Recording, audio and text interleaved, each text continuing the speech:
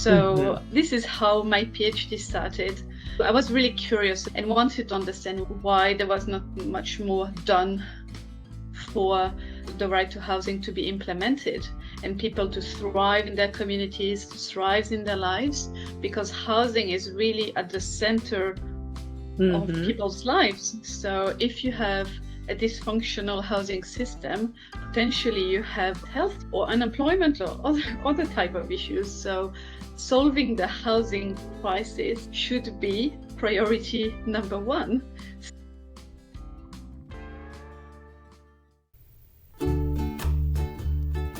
Kia ora and welcome to the Homefulness Show. I'm your host, Zola Rose, located in Aotearoa, New Zealand.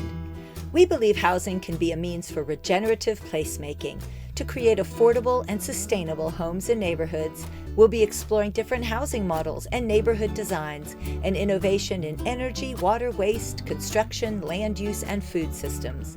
We showcase housing policies, finance, funding, and community engagement to unlock this potential. This show aims to empower you with knowledge, resources, and networks to support you in creating great places to live.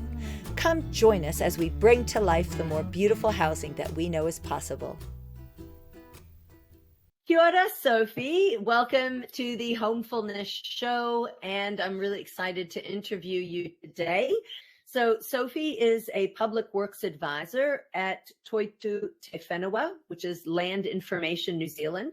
She graduated in early 2024 with a PhD in law from the University of Canterbury. In her research, she examined how the affordability component of the right to housing could be achieved through collective housing. Prior to her PhD studies, Sophie worked as a lawyer for the banking and public sectors in Sweden. She is also passionate about languages and is fluent in French, Swedish, English, and German. Well, it's wonderful to have you in Aotearoa, Sophie. I think that we're very fortunate to have gotten your interest in collective housing and your skill with your background here in this country to help us to solve our housing problem. Yes, and that's why I've invited you for the interview, because I think your research holds some of the keys and very much in the direction where we need to be heading as a country with housing. So I thought I'd start with how we came to know each other. I believe we were both sitting on the Housing Innovation Society committee a couple years ago, which was us trying to create a sector for collective housing, really define it, and see how we could influence how our government is able to support with legislation and policy. And so the question I want to ask is, what was home like for you growing up, and what gave you that feeling of homefulness? It's a very good question, because it made me reflect on my childhood and how I've experienced housing throughout all these years. And so I grew up in a very urban environment. I grew up in Paris.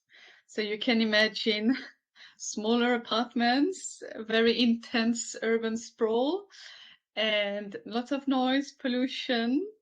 I mean, it goes with certain good aspects, of course, because you have access to culture, to diversity of people, and lots of positive aspects. But I think I was always longing for more nature, for a more peaceful environment.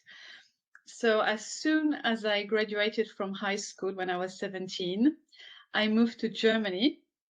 I moved to the outskirts of Berlin, to a middle-sized city called Potsdam, to start studying there, studying law. So I was longing, as I said, for more greenery, for a different kind of home. And there I found actually very affordable student housing, which I realize now is really great, both in terms of quality and price. It was run by the council itself. So you were just on the list and were allocated a very nice room in a small apartment that you shared with usually 1, 2 to maximum 3 students. And it was incredibly cheap. Now I realize, because I paid around 180 euros per month with all the utilities included, all the maintenance, everything, which is roughly around $280 per month, the equivalent of that. So I I didn't know my luck maybe at that time, but I really like the sense of community as well. It was not overly crowded. It was just a medium-sized housing, yeah, middle-sized buildings, which helped creating a community. And then we had some common rooms, and the city itself was great as well. Lots of public transportation, very small but cozy city center, and lots of green areas. So I was in my element. I felt quite at home, actually. Nice. And then after that, I lived there for a couple of years. And at the beginning of 2010, I moved to Sweden. And there I experienced also great housing. It was just a bit different. The quality was also great, really. Yeah, I realized it when I moved here, how the building standards were, how high they were. I experienced all the different types of markets there. So renting privately through the so-called second-hand market, owning my own place, and then renting through the council again, so more public. But then public housing has a different definition there and in Germany as well. So the private rentals were quite expensive. I lived in Stockholm for most of the time. The quality of accommodation was great, but there was not much cohesion as well between the tenants. So it was, yeah, quite isolating in some ways. I had great friends, but not much contact with my neighbors, which was a shame. And then I went on to rent from the public housing, council owned, which was a great experience because of the maintenance. Again, it was very affordable because of rent controls. And yeah, I enjoyed it. And then I owned my own place as well, which was also a great experience because at that time interest rates were quite low. So it didn't eat up that much of my income.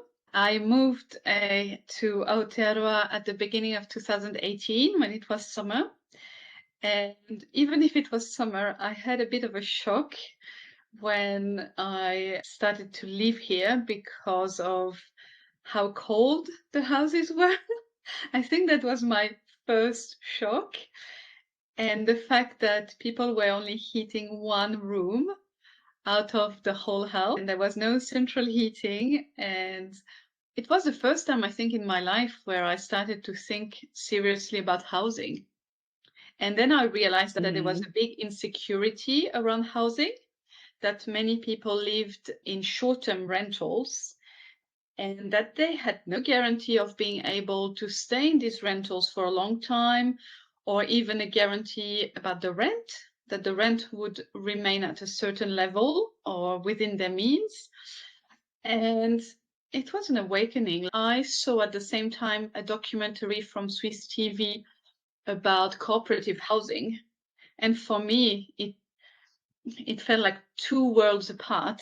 And spontaneously, I thought, oh, maybe this model could be interesting for New Zealand, because we have this dichotomy here where you have private home ownership, which is considered as the Kiwi dream. But in order to attain this private home ownership, you can be stuck in the private rental market for a very long time. And the private market is very precarious. So how do you reconcile creating communities, making sure people are happy within their current housing situation, this uncertainty around being able to afford to pay the rent, knowing how long you can stay in your rental, and then at the same time save for a deposit towards private home ownership? It was a big question for me, and I was surprised to see that more collective housing models were not so much widespread. There were already different stakeholders investigating options, but it didn't gain traction among the public or even among politicians and the local and central government. I found it rather odd because I came from the assumption that central and local government want to realize the right to housing, but Mm-hmm. still lots of people were stuck in this housing limbo Mm-hmm. where they could barely afford rental, let alone buy a Mm-hmm. house. But at the same Mm-hmm. time, they were supposed to go to work, to gain further education. Their children were also supposed to be part of a community, but yet there was nothing done really to help them achieve that. Mm-hmm. So this is how my PhD started. I was really curious and wanted to understand why there was not much more done for the right to housing to be implemented and people to thrive in their communities, thrive in their lives, because housing is really at the center of Mm-hmm. people's lives. So if you have a dysfunctional housing system, potentially you have other issues such as health or unemployment or other type of issues. So solving the housing crisis and the housing problem should be priority number one. Still, it Absolutely. isn't. So yeah. Yes, I was seeing that as well in the organization I was working in Hamilton at Shama Ethnic Women's Trust. We were having a lot of women who were actually stuck in domestic violence or at least really uncomfortable relationships because they were not able to have another place to go, either with their children or on their own. And so I was seeing housing as sort of like a reason for that continued suffering of the women. And then I experienced that myself in my own relationship where I would have preferred to have separated, but really the housing with me, my two children, I knew was going to be a struggle. And sure enough, when the relationship did end, then it really did impact so much on the well-being of myself and my children. And I did even struggle to do my full-time hours while looking for another place because so many visits to all the different open houses right in the middle of the day on the other side of town. And I had to take off quite a lot of work to be able to go to these open homes. And so many people are applying, and I never got a positive response from any of them. So luckily, I had flexibility in my workplace, but others who don't have such flexibility, how are they even to be able to look for another place? Yeah, and then there's just too much competition. And then the houses I was seeing were such bad quality as well, not a place I wanted to raise my children. So all the things you talk about, I have experienced or been in an organization with other women experiencing. And that's just one aspect of our housing system, which is so broken and which has such negative consequences for other areas of our life. I kept hearing the word counsel in your sharing of the kind of housing that you had, which was affordable and even decent housing. And I think that's where you and I share a common interest, which is the fact that we believe that both central government as well as local government needs to have many more enabling factors where they do take more of a role in all of the kinds of housing, not just the struggling, surviving end, but all throughout the housing spectrum. And that's why we were in the Housing Innovation Society. And you were going into your research about that was the motivation that you had, this real calling, the sense of urgency around the right to housing, the human rights aspect of housing. And so now you finished your research, you published your PhD. You want to tell us about some of the key findings? So first, if I can just backtrack a little bit into how I thought around which models to investigate and how just the whole methodology of my thesis. First, I realized, as I said a bit earlier, that there was so little research around it that my research would necessarily involve an empirical part, which eventuated into semi-structured interviews with a large number of different stakeholders, mainly either housing collectives themselves or local government, and I could interview not directly central government, indirectly through staff from the Ministry of Housing and Urban Development, but they wouldn't talk in the name of their employer. Yeah, the central government was quite reluctant to participate. So that was interesting. Local government more interested because I think as well they're closer to the community, so they are more acutely aware of the needs and they see these resource and building consents as well. So they have a more practical approach to it and try to solve it in the area that they influence. And I was thinking as well, at the beginning, I wanted to investigate more European models of cooperative housing, such as in Switzerland or Austria, which is heavily dependent on local government. But then when I started talking with both my supervisors and then other people, friends or different people, they were quite skeptical about cooperative housing. And it was often associated with communes. You have probably heard it as well, that people make the parallel between cooperative housing and communes. And even accusing me of wanting to make New Zealand communist. I quoted from someone. So I've had different sort of reactions. I think this was the most negative reactions, but I also encountered more skepticism in general around, oh, this is so foreign to New Zealand. What is it exactly? We don't really understand it. We understand the dichotomy, private ownership and private rental, but this in-between model seems too complicated.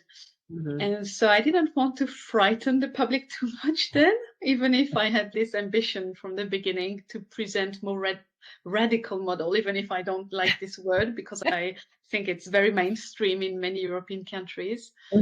So in the end, what I did, I investigated how New Zealanders had tried to achieve collective housing, and then also the Australian model, because naturally New Zealand tends to look at the Tasman neighbour primarily for inspiration.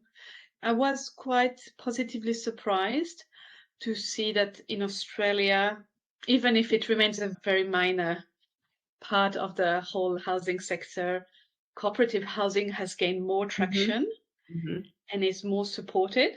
And there is significant research around it, funded research even. So I naturally looked at the Australian model.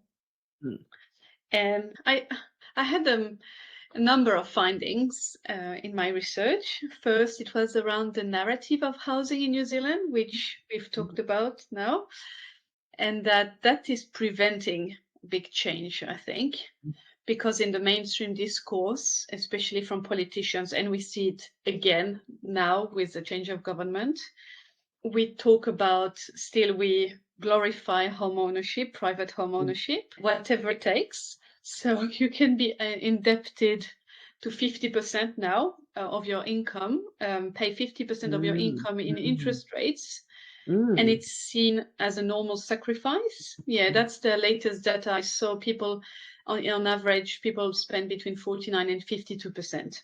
And I'm not surprised.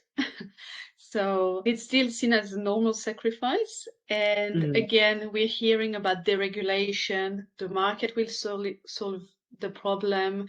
We will build more, build higher, build smaller, and it will take prices down. But the problem is, my belief is that, and my findings especially show that you need more regulation rather than less, because you need the intervention of local government, especially because otherwise, if you leave it to the private market, of course, larger developers have big advantage compared to small cooperative projects in acquiring land and then building as well, because they build mainstream accommodation that council are comfortable with and that they have seen over and over again, whereas smaller actors first don't have the same equity as larger developers to acquire land, and then they propose also housing designs that councils are unfamiliar with, which creates lots of barriers. So that was one of my findings, because without public intervention, smaller housing projects have very little chance to compete against larger actors who've been here for decades. Found as well that most housing collectives nowadays use the unit title structure to create as a legal structure for their collective, because many have tried to come up with other models, with self-made models, but this creates uncertainty for the members, because of course it's not entrenched in law, so you're relying on agreements between the members, but then it's difficult to know how everything will play out down the road, and to envisage different scenarios and try to future-proof it is really difficult. And then it involves significant lawyer costs, long time consultation, compromise. And so many have ended up going with the unit title structure just to speed up the process, reduce the costs, and make it more attractive for the public. I did want to ask a question about that unit title. So is that a tenure structure that does suit cooperative or co-housing or this collective way of people wanting to live and share more? Partially, yes. But there are certain aspects that are not fit for collective housing, because collective housing mainly relies on compromise and making sure that all the members agree with the strategy and the plans of the collective. Whereas in the unit title structure, you only need a majority to pass a decision. And that was one of the main aspects that was quite controversial with cooperative housing, because the idea is to involve everyone and that everyone is satisfied with the values and the decision made by the collective. So that's one aspect that's quite negative. Yeah, the social governance part. The other question I had was around perpetual affordability. So the community land trust model is wonderful in that it separates the land and the house. So that's the affordability piece. And then the perpetual piece is that the homeowner must always sell their house back to the land trust at an agreed upon increase that just matches the cost of living, so future families can afford it, rather than the market, which climbs much higher than the cost of living. So I was wondering, in the unit title model, is there a way to hold on to that affordability, or it just gets lost to the market? No, it gets lost to the market. That's the main issue. It's one of its real downsides. And for example, Earth Song in Auckland has adopted this model, and they say they've had issues maintaining it because of that. Actually, because when people exit housing collective, it's usually to go to the mainstream market. And then that's a bit of a catch-22, because then they need to sell their house at a level that's enough to be able to move on to the next house.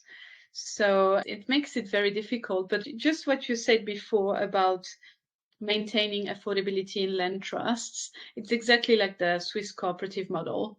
You don't create wealth through your housing. It's just a way of making sure you have a stable, secure, and comfortable house. I'd like to take a brief moment to share with you about Common Ground, the consulting agency to provide professional services to enable more affordable, socially connected, resilient, and climate-adaptive housing and neighborhood development and place-based living.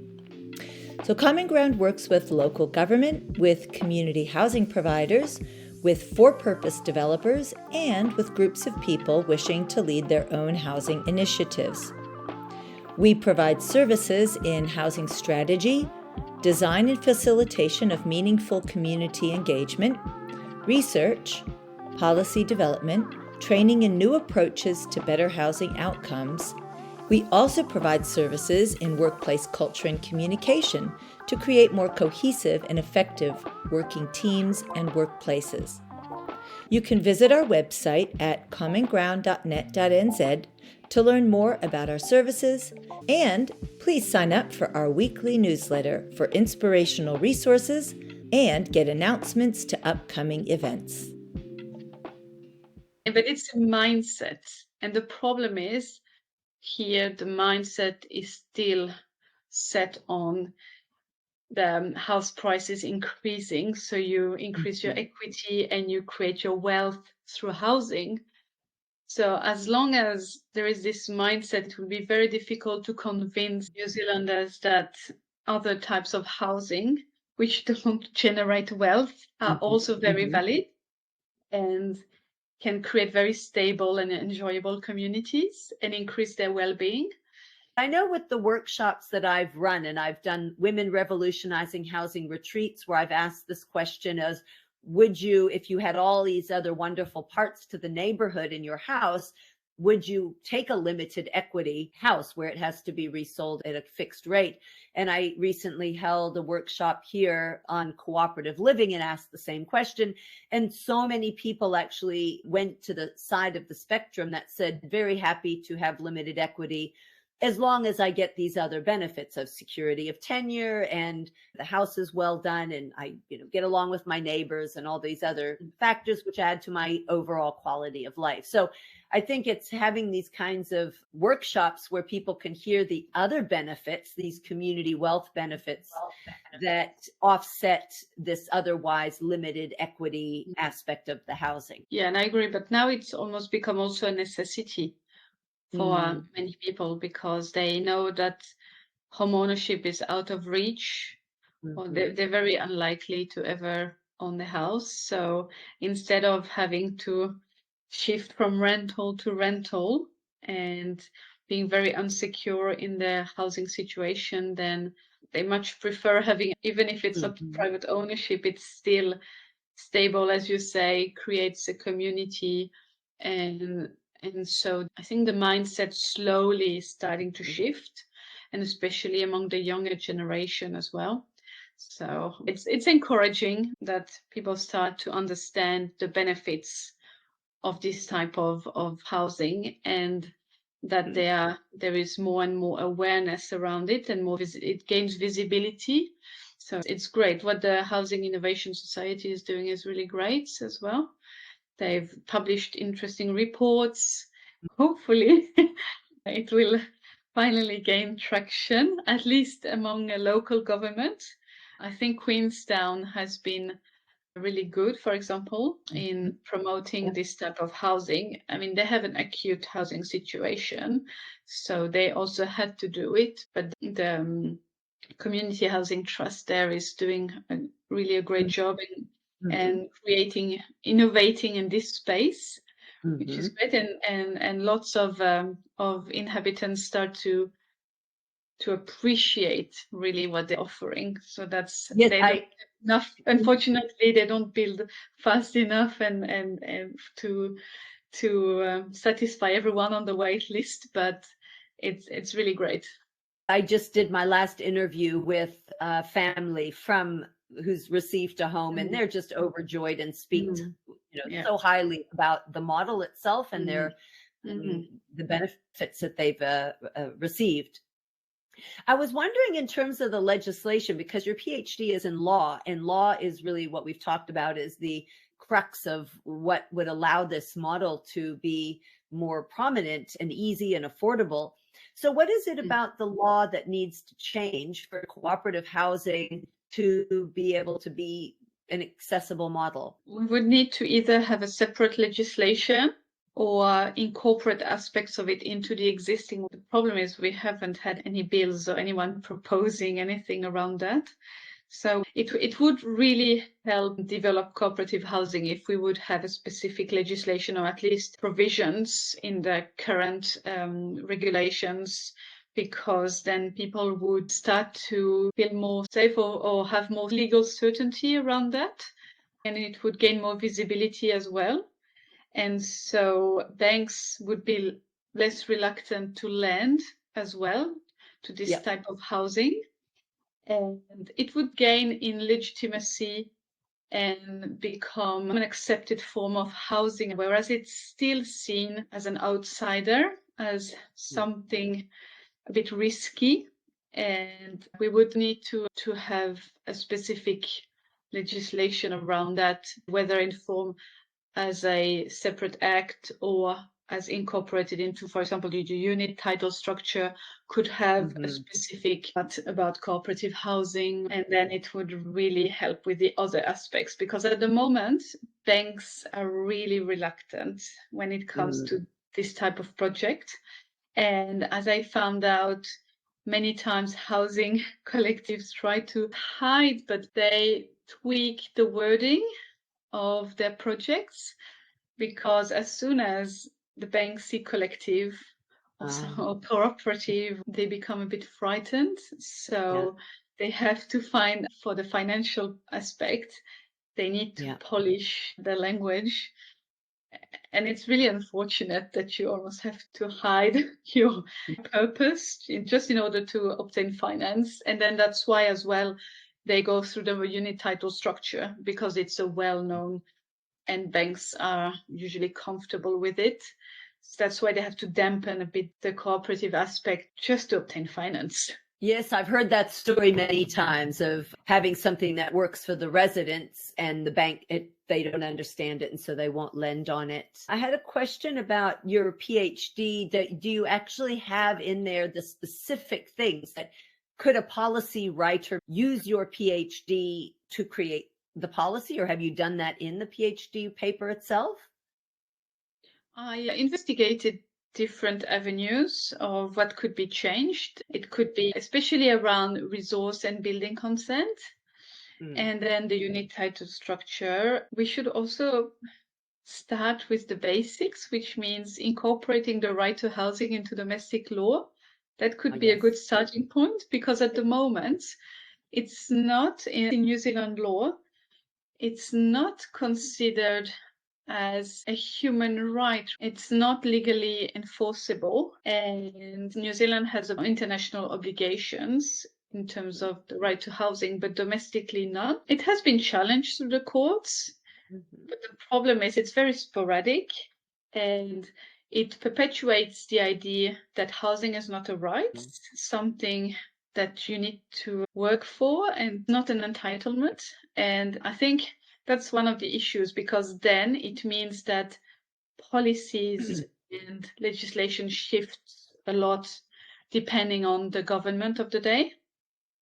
I think to have a continuum long-term vision and really strong principles around housing, especially around affordability and security, then you need to really have a strong right to housing entrenched into domestic law. That would be, for me, the starting point, because then when you have this anchor, then all the other policies and the legislation derives directly from that, and then you have a clear direction for what you want to achieve, because otherwise it can shift. And we have seen the Residential Tenancies Act was amended back in 2020, and now it's been amended again, and which means that tenants don't have much certainty around their rights, and what can be granted at one point in a couple of years can completely change, and that's a major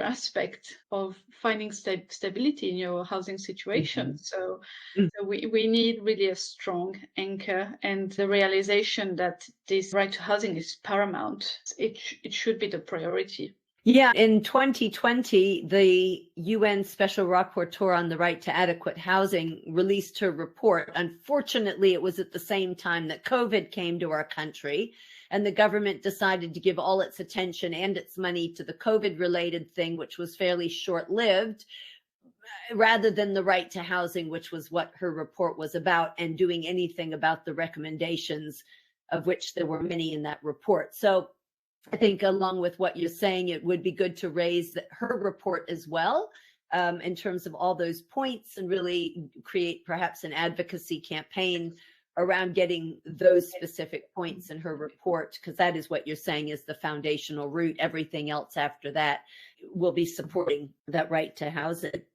So then your PhD, how would people get it? Would it be through you, or did you want me to make it as a link available through the podcast notes where they can just access it themselves? It's available, publicly available on UC's website on the repository. I can send you the link. And yeah, you can make it available on your site, and I would be happy for people to read it. We've already been using it. So as I mentioned, around this cooperative living theme, this movement that we've got at the top of the South where I'm living, that the first one was on general cooperative living and a policy that we have that allows for 3 or more houses in a rural area in the Tasman district to be able to come together and be settled without the rezoning or the subdivision, as long as it's held in cooperative ownership or use. But we realized that cooperative ownership and use was quite vague or broad, and for everybody to investigate that on their own would be time consuming or costly. So we invited a lawyer who's interested in the idea of cooperative living, collective housing, to pro bono give us a presentation on the various ways, avenues that cooperative use or ownership can be used in this case. And so I forwarded your PhD topic to him. He read it all, and he extracted some good things from it and used that as the basis of what he's going to be presenting. And I hope then that we're able to do this as a virtual as well, because I'm just hosting it live, because I think this is a really big piece to the puzzle, is this legal and making at least a template available for people to work from. So any group that wants has at least a foundational understanding of these cooperative avenues for ownership and use. So yes, it's gaining some momentum, and locally we're actually starting to workshop on these ideas. So thanks for adding. Great to hear that can be of use, and hopefully I can contribute to creating some new collectives. That would be a great achievement. Right. I'm not going to let your research just sit on a shelf. As much as possible, I will be using it as I forward this collective movement in my own area, at least. I'd love to be able to help to make it also a national thing. So I think you and I can keep teaming up on this. Oh, great. Thank you. Yeah, it's nice to hear, because sometimes I must admit, during my PhD, during the time I've been writing, sometimes I had the times of discouragement when I saw that it wasn't gaining more traction. But there are people working in the background and really throughout Aotearoa, which is really heartening, to be honest. So I'm happy to hear that. A few questions to wrap up. I'm interested in the kind of housing that you are in now, and if it's not your ideal housing, what you aspire to and how you plan to make that happen. So at the moment, I'm in a very classic semi-detached house that we bought with my husband back in beginning of 2021 now. Yeah, so it's been 3 years and something. So in terms of private home ownership, I'm not very satisfied. I mean, to be honest, now it's quite expensive, especially with higher interest rates. And so I still have the idea of a more collaborative type of housing. I mean, I get along well with my neighbors, and we are in a very nice neighborhood. I'm really happy that we live so close to the center, that I can walk, bike, that it's easily accessible. So in these terms, and the size of the house, it's quite small, but I enjoy having a small place, to be honest.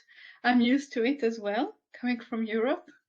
And so this aspect I like. And we have a little garden, which I would like maybe to be a bit bigger, to have a bit more greenery around me. I really enjoy it, looking at the trees and hearing the birds. So I love it. My neighborhood is nice, and I like the size of our house, but I don't think it's forever home.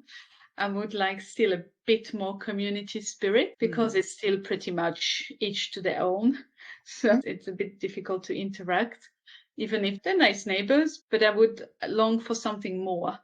Sharing, for example, tools or the lawnmower, or doing carpooling, or exchanging childcare services, or I'm aspiring to something more connected than that. And at the moment in Christchurch, so there is the Peterborough Cooperative Housing, which I interviewed, and I really enjoyed it. It's just they have a long wait list as well. But this type of housing, I think, would suit us.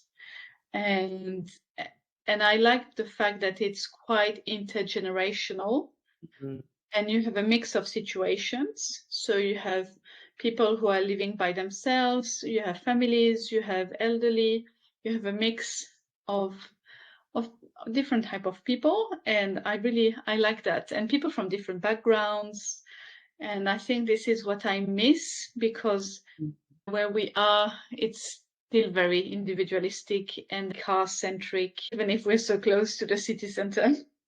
And it doesn't really suit me. I grew up with public transportation, basically. And for me, I miss that. I miss the fact to be able to take the bus or the tram and just not having the car. I like the semi-urban environment. And I think many housing collectives try to achieve that as well.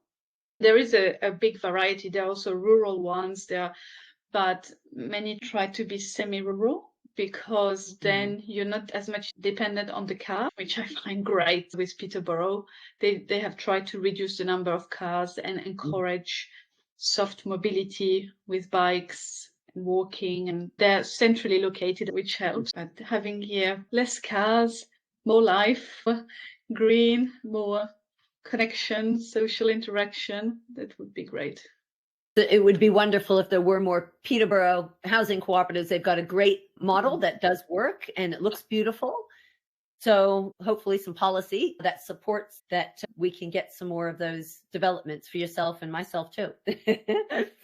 So just a few ending questions. Can you tell us a fun or obscure fact about yourself? Oh, I used to do tap dancing. I did too as a little kid. Oh, that's so great. We share that in common as well. And once I was asked to do an improvisation. I did a student high school exchange with a high school in Austria. And they put me on the spot 10 minutes before they were supposed to have a little show. They said, "Oh, can you do a tap dancing demonstration?" I don't know how I did it, but I just did. That is so much fun. Okay, another question. What's the most interesting home you've ever been in? I must say I have a soft spot for wooden houses, for chalet type in the mountains, especially in Switzerland and Austria. I've always loved it since I was a child, and they are so well built, and they're so energy efficient and so cozy and so natural.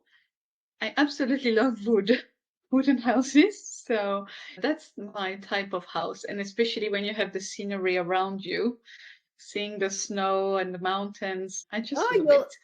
Well, then you'll love my house. I've got bamboo floors, wooden walls, and I have an amazing view. So I welcome you to come visit me. Oh, nice.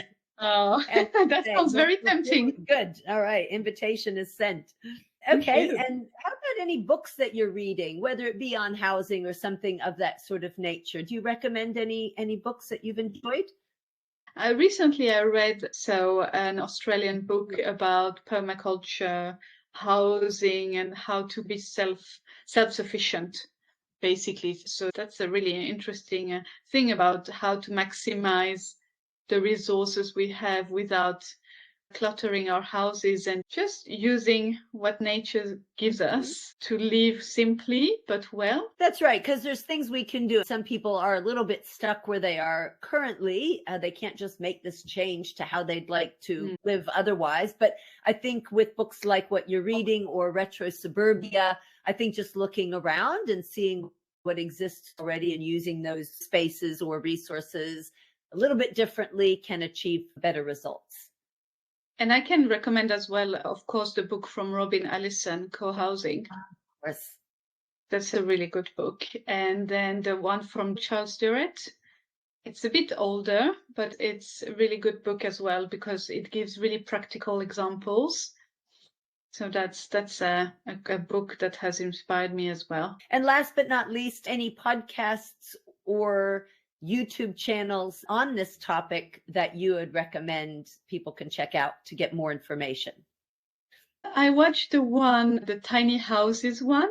He's and he's traveling around both New Zealand and overseas to showcase different types of tiny houses. So his YouTube channel, and it's very nice because he shows really all around the world what people are doing, what type of tiny houses, and what are the positive sides, but also the downsides of it. And I enjoy the format. And is there any podcast that you can recommend? I have been listening, especially there was a series on the Swedish radio about the whole housing politics, like what has shaped the current housing market there, which I really liked because it was focused on well-being and welfare. So this was the premise of the housing strategy in Sweden, how to increase well-being and welfare among the population since the 1940s, 50s. And you can see how it has influenced the whole market. And it's quite interesting.